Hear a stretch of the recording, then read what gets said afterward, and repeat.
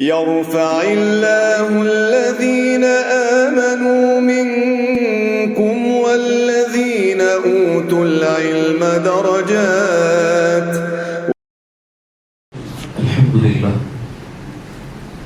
الحمد لله وحده نصر عبده وعز جنده وهزم الأحزاب وحده. أشهد أن لا إله إلا الله وحده لا شريك له وأشهد أن محمدا عبده ورسوله أرسل الله بحق بشيرا ونذيرا وداعيا إلى الله بإذنه سراجا منيرا. أما بعد. அன்பிற்கினிய இஸ்லாமிய சொந்தங்களே, ஒரு அனைவருக்கும் அஸ்ஸலாமு அலைக்கும் வரஹ்மத்துல்லாஹி வபரகாத்துஹு. அன்பிற்கினியவர்களே, அல்லாஹ்வினுடைய பெரும் கருணையினால் தராவீஹில் நாம் இன்று கேட்ட சூறாக்களில் ஆரம்பமாக சூரத்துல் ஹூத் நிறைவு செய்யப்பட்டது. சூரத்துல் ஹூதில் அல்லாஹ் தஆலா பல நபிமார்களை பற்றியும் அவர்களுக்கு பின் நின்ற கூட்டத்தார்களை பற்றியும் அவர்கள் என்ன செய்தார்கள், அவர்களை நாம் எப்படியெல்லாம் பிடித்தோம் என்பதையெல்லாம் அல்லாஹ் தஆலா விலாவரியாக பேசுகிறார். ஹஜ்ரத் நூஹ் அலைஹிஸ்ஸலாம், ஹஜ்ரத் ஹூத் அலைஹிஸ்ஸலாம், சமூது கூட்டத்தை சார்ந்த சாலிஹ் அலைஹிஸ்ஸலாம், ஷுஐப் அலைஹிஸ்ஸலாம், லூத் அலைஹிஸ்ஸலாம், இப்ராஹிம் அலைஹிஸ்ஸலாம் என்று நீண்ட நபிமார்களின் பட்டியல் ஹூத் சூராவில் உண்டு. அன்பானவர்களே, அதில் பிரதானமாக அல்லாஹ் தஆலா சொல்கிற கூட்டத்தில் அநேக கூட்டத்தை அழித்தான். இந்த சூறாவை சொல்ற கூட்டங்களை எல்லாம் அல்லாஹ் அழிச்சான். அதுல மிக முக்கியமான கூட்டம் 3 கூட்டம். ஹஜ்ரத் நூஹ் அலைஹிஸ்ஸலாமினுடைய உம்மத், ஹஜ்ரத் ஹூத் அலைஹிஸ்ஸலாமினுடைய சமூகமான ஆத், சாலிஹ் அலைஹிஸ்ஸலாமின் சமூகமான சமூத். இந்த 3 கூட்டத்தையும் அல்லாஹ் அழித்தான். இந்த 3 கூட்டத்திற்குமான ஒற்றுமையாக குர்ஆன் சொல்வது, இவங்க கிட்ட இருந்த மிகப்பெரிய ஒற்றுமை அழிவுக்கான காரணம் என்னன்னா, இணை வைத்தார்கள். அதெல்லாம் 2வது. முதலாவது, இவங்க கிட்ட இருந்த 3 கூட்டத்திற்கு இருந்த மிகப்பெரிய அழிவுக்கான பண்பு என்னன்னா பெருமை. இவங்க 3 பேர்கிட்ட பெருமை என்கிற தற்பெருமை ரொம்ப உயர்வா இருந்துச்சு. முதல்ல நூஹ் அலைஹிஸ்ஸலாமின் கூட்டம் போய் அல்லாஹ் ரப்பாக இருக்கிறான், நான் நூஹ் அல்லாஹ்வின் தூதராக இருக்கிறேன், மார்க்கத்தை ஏற்றுக்கங்க அப்படின்னு சொன்னப்போ நூஹ் அலைஹிஸ்ஸலாமின் கூட்டம் கேட்டாங்க. நூஹை பார்த்து, ஏன்பா உன்னை விட்டா வேற ஆளே அல்லாஹ்வுக்கு கிடைக்கலையா என்ன? இந்த மிஸ்கீன், இந்த ஃபகீர் தான் நவுது பில்லாஹ், இவர் தான் அல்லாஹ் தூதரா அனுப்புனான். எத்தனையோ அக்னியாக்கள் எங்கள்ல இருக்கிறாங்களே, பெரிய பெரிய செல்வந்தர்கள் இருக்கிறாங்களே, பெரும் பெரும் குடும்ப பாரம்பரியம் உள்ளவர்கள் இருக்கிறாங்களே, அல்லாஹ் அவங்க அனுப்பி இருக்கலாமே, நூஹை எதுக்கு நீங்க வந்தீங்க என்று பெருமையோடு பேசினார்கள். அதேதான் ஆது கூட்டத்தை சார்ந்த ஹஜ்ரத் ஹூத் அலைஹிஸ்ஸலாம், இந்த சூராவின் தலையங்கம். ஹஜ்ரத் ஹூத் அலைஹிஸ்ஸலாம் போய் கூப்பிடும் போதும் அதேதான், ஹூத் அலைஹிஸ்ஸலாமை ஏளனம் செய்தார்கள். உங்களை விட்டா வேற யாரும் அல்லாஹ்வுக்கு கிடைக்கலையா? அதே வார்த்தை அவங்க சொன்னாங்க. ஹஜ்ரத் சமூத் கூட்டத்தை சார்ந்த சாலிஹ் அலைஹிஸ்ஸலாம் அலைக்கு போகும்போது பெருமை, வீடுகள்ல பெரும் பெரும் இன்பங்களில் திளைத்து கிடந்தார்கள், இன்பங்கள்ல திளைத்து இருந்தாங்க. சாலிஹ் அலைஹிஸ்ஸலாம் ஒவ்வொரு வீட்டுக்கா வந்து அழைப்பு கொடுப்பாங்க, அல்லாஹ் ரப்பா ஏத்துக்கங்க, நான் அவனுடைய தூதர். ஒவ்வொரு வீட்டு வாசலுக்கும் வருவாங்க. வர்ற சாலிஹ் அலைஹிஸ்ஸலாம் என்ன செய்வாங்கன்னா, சாலிஹ் வர்றாருன்னு தெரிஞ்சுக்கிட்டு வீடுகள்ல கூத்தும் கும்மாளமும் சத்தம் இன்னும் அதிகமாகி வெளியே தன்னுடைய அடிமைகள் அமுச்சு விட்டு, வெளியே வந்திருக்கிற அந்த நபர் என்ன சொல்றாருன்னு கேட்டுவாங்க. என்ன சொல்ல வந்திருக்கிறாருங்கிறது தெரிஞ்சே வெளியே அனுப்பி என்ன சொல்றாருன்னு கேட்டுவாங்கன்னு அனுப்புவாங்க. வெளியே போய் சாலிஹ் அலைஹிஸ்ஸலாமினுடைய கூட்டம் வெளியே போய் கேட்கும், என்ன வேணும்? சாலிஹ் அலைஹிஸ்ஸலாம், இப்படி நான் இதற்காக வந்திருக்கிறேன், இந்த மாதிரி விஷயங்களை எல்லாம் சொல்ல வந்திருக்கிறேன், கொஞ்சம் அவங்கள கூப்பிடுங்க, எங்க கிட்ட சொல்லுங்க, நாங்க தான் பேசுவோம், எங்க எஜமான்கள்லாம் வரமாட்டாங்க. இதை போய் உள்ளுக்குள்ள போய் சொல்லுவாங்க. எஜமான்கள் கேட்பாங்க, இந்த விஷயமா, எங்களுக்கு இதெல்லாம் ஒன்றும் புரியல, அவரை கிளம்ப சொல்லுங்க. இப்படியே வருகிறது, நீங்க பேசுறது எங்களுக்கெல்லாம் புரியல, நீங்க பேசுறது எங்களுக்கெல்லாம் செட் ஆகாது, சாலிஹ் நீங்க புறப்படுங்க, எங்களுக்கு வேற வேலைகள் இருக்குது, நீங்க புறப்படுங்க. இப்படி பெருமையால் பேசிய 3 கூட்டம். அல்லாஹ் தஆலா இந்த பெருமையால் இவர்களை அழித்தார். அன்பானவர்களே, பெருமைங்கிறது உலமாக்கள் சொல்லுவாங்க, இந்த 3 கூட்டத்தை கை காமிச்சிட்டு குஃப்ரை விட மிக பெரும் ஆபத்தானது பெருமை என்பது. ஏன்னா ஷைத்தான வழிகெடுத்ததே பெருமைதான். ரப்பே, நான் எதால படைக்கப்பட்டவன், மனிதன் எதால படைக்கப்பட்டான். இந்த ஒரு சொல், இந்த பெருமை தான் உயர்ந்த அந்தஸ்தில் இருந்த ஷைத்தானையே கெடுத்துச்சு. அன்பானவர்களே, இதை சொல்லிட்டு உலமாக்கள் சொல்லுவாங்க, பெருமைங்கிறது மிக மோசமான பண்பு, மிக ஆபத்தான பண்பு என்று சொல்வார்கள். அது கொஞ்சமா இருந்தாலும் கூட ஒரு மனிதனை இல்லாம நாசமாக்கிறோம். பெருமையை பத்தி அல்லாஹ் சொல்லும் போது, உலகத்துல ஒரு மனிதன் ஒரு எட்டு பெருமையோடு எட்டு வைத்தான் என்றால் அவன் என்னோடு போர் செய்யட்டும் அல்லாஹ் சொல்றான். உலகத்துல பெருமையோடு நடக்கிற நபர்களை பார்த்து பெருமானார் சொன்னார்கள், அவங்களை பூமி விழுங்கிக்கட்டும்னு சொன்னாங்க. பெருமைக்கான மிக பெரும் அடையாளங்கள் அவங்கெல்லாம் யாரு தெரியுமா? பெருமை பிடித்த பட்டியல் யாரு தெரியுமா? அல்லாஹ் தஆலா பெருமை பிடித்த பட்டியல் என்று குர்ஆன்ல சொல்வது ஃபிரௌன சொல்றான், காரூன சொல்றான்.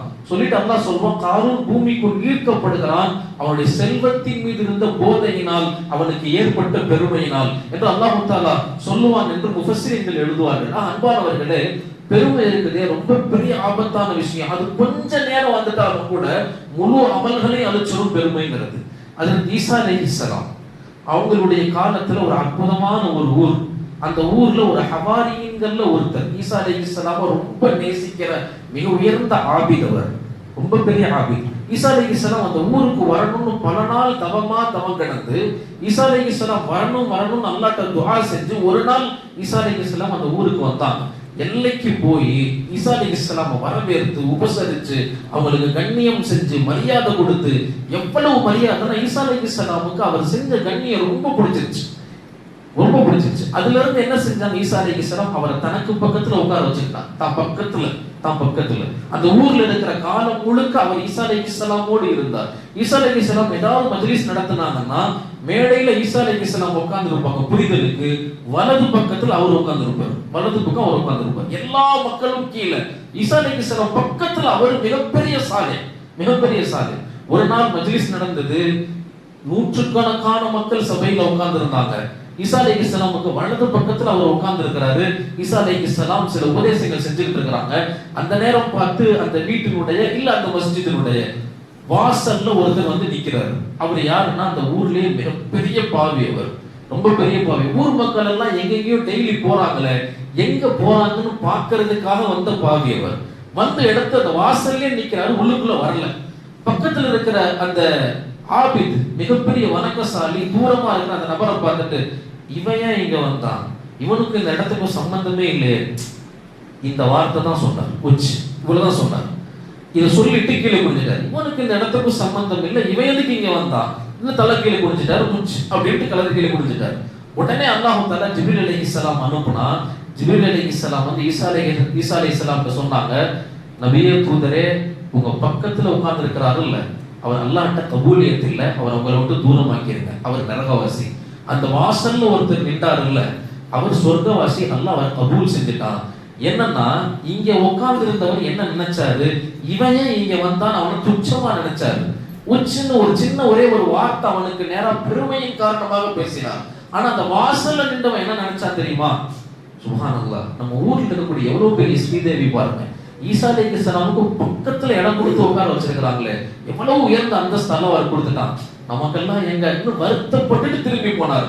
இந்த வருத்தத்தால் அல்லாஹ்ட்ட அவர் கபூலியத் ஆயிட்டாரு, பெருமையால் அல்லாஹ்ட்ட இவர் கபூலியத்தை இழந்துட்டாரு. எனவே அவர் உங்களோட தூரமாக்கியிருக்கின்றார். அன்பானவர்களே, பெருமை கொஞ்ச நேரம் லேசா சின்ன செயல்கள்ல வெளிப்பட்டாலும் நம்முடைய பலகால அமல்களை அழிச்சிரும். ஏன்னா அல்லாஹ் தஆலா பெருமை சம்பந்தமா குர்ஆனுடைய ஆயத்துகள்ல, பெருமானார் ஸல்லல்லாஹு அலைஹி வஸல்லம் பெருமை சம்பந்தமா ஹதீஸுடைய வசனங்கள்ல எக்கச்சக்கமான கண்டிப்புகள். நான் நிறைவா ஒரே ஒரு ஹதீஸ் சொல்லி நிறைவுக்கு வந்துடுறேன். பெருமானார் ஸல்லல்லாஹு அலைஹி வஸல்லம் ஹதீஸ்ல அழகான முறையில மறுமையில எப்படி ஒவ்வொரு நபருடைய பட்டியல்கள் எல்லாம் வாசிக்கப்படும், தன்னுடைய ஆமால் நாமாவை கொண்டுட்டு போய் அல்லாஹ்வை எப்படியெல்லாம் சந்திப்பாங்க, ஒவ்வொரு மனிதனுடைய சந்திப்பும் ஒவ்வொரு கட்டமா இருக்கும். அந்த ஹதீஸை பெருமானார் சொல்லிட்டே வருவாங்க. முதல்ல ஒரு நபர் போவாரு, பட்டியலை கொண்டுட்டு போவாரு, அல்லாஹ்ட்ட பணிவோடு நிற்பாரு. அல்லாஹ் அந்த பட்டியலை வாங்குவான், வாங்கி என்ன செய்வான், அதை ஓரமா வச்சுட்டு, நபரே நீங்க கவலைப்பட வேண்டாம், நீங்க சொர்க்கத்துக்கு போகலாம். ஏன் அல்லாஹ் அதற்கான காரணத்தையும் அந்த ஹதீஸ்ல சொல்லுவானா, உலகத்துல உங்களை பலமுறை நான் சோதிச்சேன், எல்லா சோதனையிலும் நீங்க பொறுமையா இருந்தீங்க, இங்கு நீங்கள் பொறுமையாக இருக்க தேவையில்லை, உங்கள் பொறுமைக்கான கூலி சொர்க்கம் தயாரா இருக்குது, உங்க பட்டியல் அந்த பக்கம், நீங்க இந்த பக்கம் சொர்க்கத்துக்கு போகலாம். ரெண்டாவது ஒரு நபர் பட்டியலை கொண்டுட்டு வருவார். அல்லாஹ் அந்த பட்டியலை வாங்கிக்குவான், வாங்கி அதனுடைய தாள்கள்ல சிலதை அல்லாஹ் புரட்டுவான். அல்லாஹ் புரட்ட ஆரம்பிச்சோடனே பயப்பட ஆரம்பிச்சுவார். அல்லாஹ் தாலா அவருடைய பயத்தை ரசிப்பான். ரசிச்சுட்டு அந்த பட்டியல் எல்லாம் உடனே மூடிடுவான். மூடிட்டு சொல்லுவான், நம்பரே நீங்க பயப்படாதீங்க, நான் ஏன் தெரியுமா பட்டியலை திறந்தேன், சொர்க்கத்துல உங்களுக்காக ஒரு இடம் தயாரா இருக்குது. அதற்கான காரணம் என்னன்னா, உலகத்துல எப்படி நீங்க பயந்தீங்க, இப்போ இதே மாதிரி உலகத்துல நீங்க பாவம் செய்வீங்க தான், ஆனா செஞ்சுட்டு அல்லாஹ் அல்லாஹ்னு பயந்தீங்க. இந்த பயம் உலகத்துல இருந்துச்சு. எனவே அந்த பயத்தை ரசிக்கிறதுக்காக உங்களுடைய பட்டியலை திருப்பி பார்த்தேன். உங்களுக்கு சொர்க்கம் நிச்சயம், இந்த பட்டியல் ஓரமா வைங்க, நீங்க சொர்க்கத்துக்கு போங்க. பாவத்துக்காக வருந்துபவரை அல்லாஹ் தஆலா ரசிக்கிறான், நீங்க உள்ள போங்க, அல்லாஹ் தஆலா அவரை அனுப்பிச்சிருவான். மூணாவதா ஒரு நபர் வருவாரு, அவருடைய பட்டியல் கொடுக்கப்படும். அல்லாஹ் தஆலா வரிக்கு வரி வாசிக்க சொல்லுவான். வரிக்கு வரி பீதியிலேயே பயந்து அங்கேயே அவருடைய தொண்டைக்குழி அடைக்கப்பட்டுரும். அவருடைய முடிவு தெரிஞ்சிடும், அவர் நரகவாசின்னு சொல்லி. அல்லாஹ் உலகத்துல எல்லா பாவங்களையும் செஞ்சு எந்த சலனமும் இல்லாம எந்த பயமும் இல்லாம ரொம்ப சர்வசாதாரணமா சுத்திக்கிட்டு இருந்தல்ல, உன்னுடைய எல்லா பாவங்களும் வரிக்கு வரி வாசிக்கப்படும். அல்லாஹ் வாசிப்பான், அவர் பீதியில அங்கேயே முடிவு செஞ்சிருவாரு, நான் நரகவாசி என்று. இந்த ஹதீஸை பெருமானார் சொல்லிட்டு, அந்த ஹதீஸ் நீண்ட ஹதீஸ், அதுல ஒவ்வொரு பாவங்களுக்கான பாவிகளின் அடையாளங்கள் சொல்லிக்கிட்டே வருவாங்க. அதுல ரொம்ப கேவலமான அடையாளம் பெருமானார் சொன்னது என்னன்னா, பெருமையுடையவர். பெருமையுடையவர் நாளைக்கு பெருமையுடைய பிற்தட்டுல அவருடைய உட்காரும் பகுதியில அல்லாஹ் மிகப்பெரிய ஒரு கொடிய சொருகி அவர் நடக்க முடியாம பூமியோடு தேய்ச்சிக்கிட்டே வருவாராம். உலகத்துல எப்படி கம்பீரமா ஆணவமா நெஞ்ச நிமித்தி நடந்தையோ, நாளைக்கு மறுமையில ரொம்ப கேவலமான தண்டனை, எல்லாருக்கும் முன்னாடியும் கேவலமான முறையில் அல்லாஹ் அவரை கூப்பிடுவான். இதை பார்த்தே பல பேர் தெரிஞ்சுக்குவாங்க, இவர் பெருமையினால் உலகத்தில் வாழ்ந்தவர் என்று. அன்பானவர்களே, இப்படி பெருமை இருக்கிறதே ஒரு மனிதனுடைய அமலை சுத்தமா நாசப்படுத்தக்கூடியது. அப்படி நாசமான கூட்டங்கள் தான் இவைகள் மூன்றும் என்று அல்லாஹ் தஆலா இந்த சூறாவில் நமக்கு பாடம் நடத்துகிறான். அப்படிப்பட்ட மிக மோசமான பழக்கங்களை, அப்படிப்பட்ட எண்ணங்களை விட்டும் அல்லாஹ் தஆலா நம்மையும் நம்முடைய குடும்பத்தார்களையும் இந்த மஜ்லிஸின் பரக்கத்தினால், குர்ஆனின் பரக்கத்தினால் அல்லாஹ் பாதுகாத்து நம்மை அல்லாஹ் கபூல் செய்வானாக. லேசான முறையில் சொர்க்கம் செல்கிற தௌஃபீக்களை நம் அனைவர்களுக்கும் அல்லாஹ் நசீபாக்குவானாக. ஆமீன். வாஹிரு தஅவானா அல்ஹம்துலில்லாஹி ரப்பில் ஆலமீன். அஸ்ஸலாமு அலைக்கும் வரஹ்மத்துல்லாஹி வபரகாத்துஹு.